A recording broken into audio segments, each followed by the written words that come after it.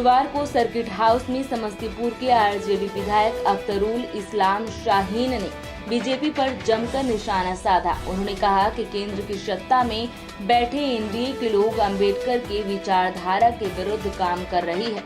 वो नहीं चाहते हैं कि गरीब तबके के लोग आगे बढ़े, देश हर क्षेत्र में विकसित हो। इसलिए अभी पार्टी की तरफ से अंबेडकर परिचर्चा का कार्यक्रम पूरे बिहार में 334 प्रखंडों में चल रहा है।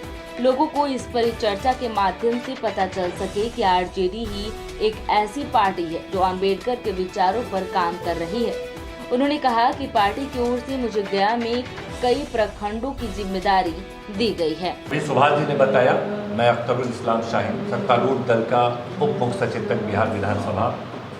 अभी पार्टी के तरफ से अंबेडकर परिचर्चा का कार्यक्रम पूरे बिहार के 334 प्रखंडों में चल रहा है। इसमें मुझे गया जिला के कई प्रखंडों की जिम्मेदारी दी गई है। और आज क्या आवश्यकता पड़ी कि पार्टी अंबेडकर परिचर्चा कर रही है, क्योंकि वर्तमान में जो केंद्र की सरकार है वह लगातार अंबेडकर जी की विचारधारा के विरुद्ध रहा है। जब देश हमारा आज़ाद हुआ उस वक्त भी यह बात पूरे सर्वविदित है कि जो लोग सत्ता में हैं उन लोगों की क्या भूमिका थी, इस पे तमाम लोग हमेशा चर्चा करते हैं। और वो तो आज़ादी की लड़ाई में क्या भूमिका थी एक अलग विषय है कि वो क्या कर रहे थे। और जब देश हमारा आज़ाद हुआ, जब नया संविधान बन रहा था, उस वक्त आरएसएस की क्या भूमिका थी। नया संविधान, वह नहीं चाहते थे कि देश में नया संविधान बने, क्योंकि वह मनुवाद के समर्थक रहे।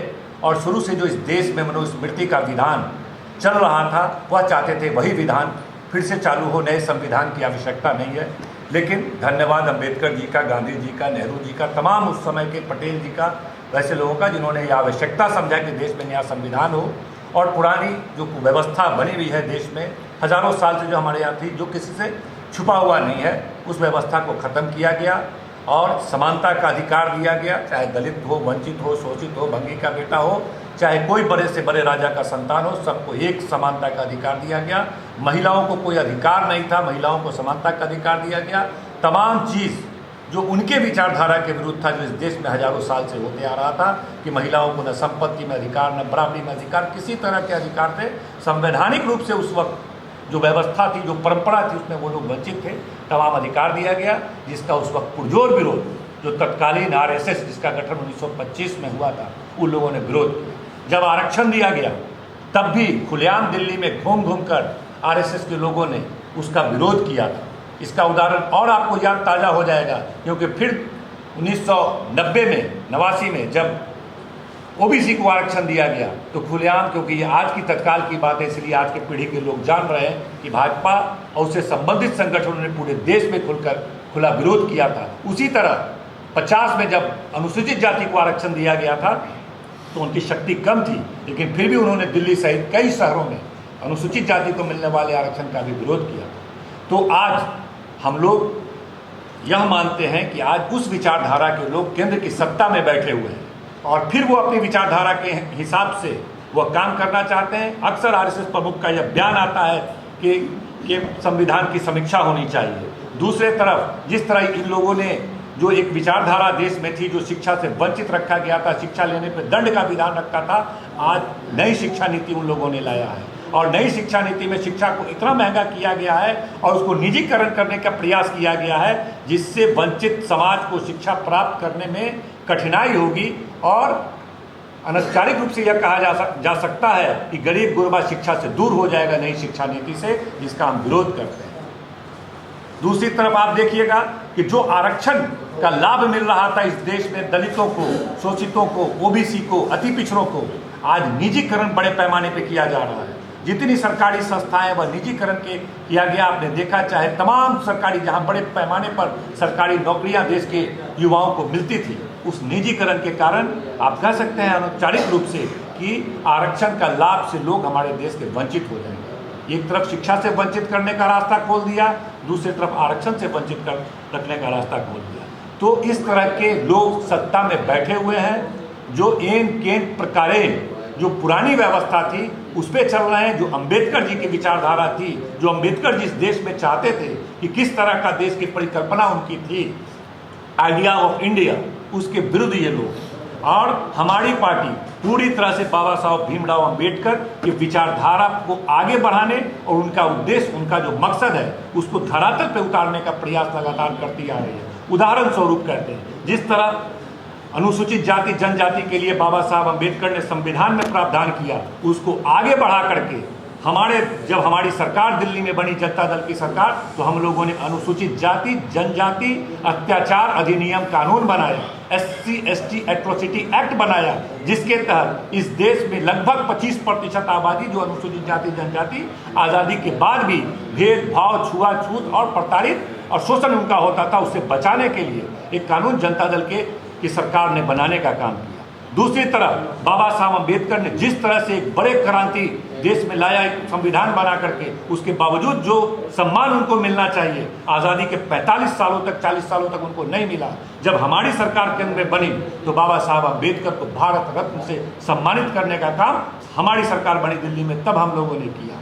दूसरी तरफ देखिएगा, जो पिछड़े समाज हैं, अति पिछड़े समाज हैं, जिनको बाबा साहब अंबेडकर मुख्य धारा में लाना चाहते थे, लेकिन आज़ादी के 30 साल के बाद मंडल कमीशन का गठन होता है। मंडल कमीशन का गठन होने के बावजूद 10 वर्षों तक, 1 दशक तक उनको मंडल कमीशन लागू नहीं किया गया। लेकिन जब हमारी सरकार दिल्ली में बनी, जनता दल की सरकार बनी वीपी सिंह के नेतृत्व में, तब हम लोगों ने मंडल कमीशन को लागू करके देश की 60% आबादी को 27% का आरक्षण देके मुख्य धारा में लाने का कोशिश किया।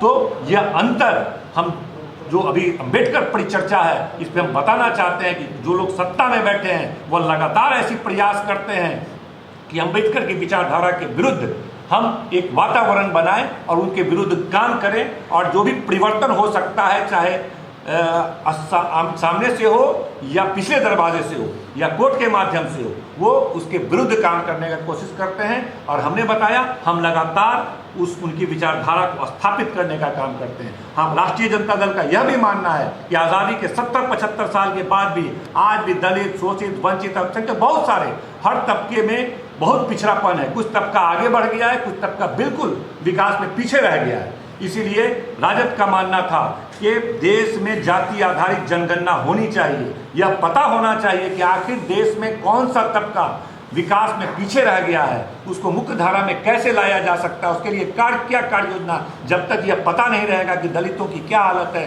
आदिवासियों की क्या हालत है, पिछड़े की क्या हालत है, अल्पसंख्यक की क्या हालत है, या सामान्य वर्ग की क्या हालत है, उसमें भी किस बिरादरी के लोगों की क्या हालत है, जब तक यह स्पष्ट रूप से सामने नहीं आएगा, तब तक उनका विकास नहीं किया जाएगा, तब तक देश के विकास की परिकल्पना नहीं की जा सकती है। और हमने हमारे प्रयास से ही यूपीए की सरकार थी, मनमोहन सिंह के नेतृत्व में, हमने पूरे देश में जाति आधारित जनगणना कराने में महत्वपूर्ण भूमिका निभाई और देश में जाति आधारित जनगणना हुई भी। लेकिन उसके बाद केंद्र में सरकार एनडीए की आ गई, भाजपा की आ गई। उन लोगों ने एन प्रकार इसको लागू नहीं होने दिया, प्रकाशित नहीं होने दिया। फिर अभी जातिगत जनगणना पिछले साल इस साल होना था शुरू। हमारे नेता, युवा नेता तेजस्वी प्रसाद यादव जी ने एक योजना बनाई और तमाम विपक्ष के नेताओं से सहमति लिया, और मुख्यमंत्री जो एनडीए में थे उनसे इस पर बात किया कि भाई देश में जातिगत जनगणना होनी चाहिए, ये बात केंद्र में, आप एनडीए में है, चलकर बात किया जाए। मुख्यमंत्री जी ने भी सहमति जताई, और आप लोग को पूरी बात पता है कि प्रधानमंत्री जी से मिले नीतीश कुमार जी, माननीय मुख्यमंत्री जी, खास करके उस वक्त के नेता प्रतिपक्ष तेजस्वी यादव जी, और कहा कि भाई जातिगत जनगणना आवश्यक है, इससे देश के विकास में बहुत सहायता मिलेगी। प्रधानमंत्री ने कहा सोच विचार कर बताएंगे, लेकिन बाद में जिस विचारधारा के लोग हैं वो लोग सीधे तौर पे खारिज करना ही था, खारिज कर दिया। बाद में हम लोगों ने बिहार में जातिगत जनगणना प्रारंभ किया, और वो लोग जो मैंने कहा एन केन प्रकारेण, वह उस मानसिकता के लोग हैं, किसी तरह न्यायालय में जाकर के इसको बाधित करने का प्रयास कर रहे हैं। लेकिन यह निश्चित रूप से होना चाहिए। हम संकल्पित हैं, हमारा मानना है कि जातिगत जनगणना के माध्यम से यह पता चलेगा देश को, राज्य को, कि किस जाति की क्या स्थिति है, ताकि उसके लिए हम कार्य योजना बना करके उसको मुख्य धारा में ला सकें, उसके लिए बजट में प्रोविजन कर सकें, यह मानना है। लेकिन कुछ लोग हैं जो नहीं चाहते हैं, न्यायालय में आदमी को भेज करके रुकवाना चाहते हैं, कानूनी बाधा पहुँचाना चाहते हैं, तो ये सब स्थिति है। लेकिन हम अपने विचार को, बाबा साहब अम्बेडकर जी का जो विचारधारा है उसको मजबूत करने के लिए लगातार प्रयासरत हैं, संकल्पित हैं और हर कीमत पर उनके जो लक्ष्य है, उनका जो उद्देश्य है उसको प्राप्त करने का काम करेंगे। इस शुभ अवसर पे बिहार विधानसभा के सत्तारूढ़ दल के उप मुख्य सचेतक अख्तरुल इस्लाम शाहीन साहब के ब्रीफ में आप लोग आए, इसके लिए आप लोगों को बहुत बहुत आभार और बधाई। और इसी तरह से जनहित के सवाल पर आप लोग हमेशा आमंत्रित हैं। जब वैसा शुभ अवसर होगा हम सादर आमंत्रित करेंगे।